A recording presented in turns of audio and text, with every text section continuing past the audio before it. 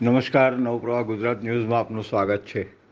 16 અને 17 સપ્ટેમ્બરે ઈદ એ મિલાદ અને ગણેશ પ્રતિમા વિસર્જનના તહેવારો આવી રહ્યા છે, ત્યારે કોમી એકલાસ અને અમન શાંતિ જળવાઈ રહે તે માટે જિલ્લા પોલીસ વડા રોહન આનંદની અધ્યક્ષતામાં ડભોઈમાં શાંતિ સમિતિની બેઠક યોજાઈ હતી।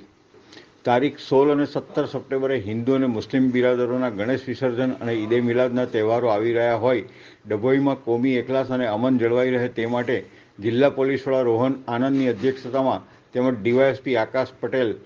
અને પીઆઈ કેજે ઝાલાની ઉપસ્થિતિમાં ડભોઈ પોલીસ મથકના કેમ્પસમાં શાંતિ સમિતિની બેઠક યોજાઈ હતી,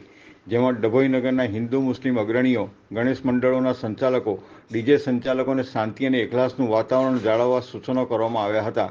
આ પ્રસંગે ઉપસ્થિત નગરપાલિકા પ્રમુખ બીરેન શાહે ગણેશ પ્રતિમા વિસર્જનના રૂટ અંગેની માહિતી આપી હતી। આ બેઠકમાં ભાજપના અગ્રણીઓ, હિન્દુ મુસ્લિમ અગ્રણીઓ મોટી સંખ્યામાં ઉપસ્થિત રહ્યા હતા।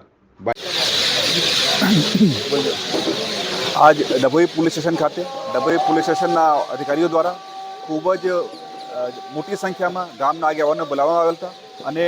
એમાં ડભોઈ નગરપાલિકાના અધિકારીઓ પણ આવેલ હતા અને આવનાર ગણેશ ઉત્સવ અને ઈદ એ મિલાદના શું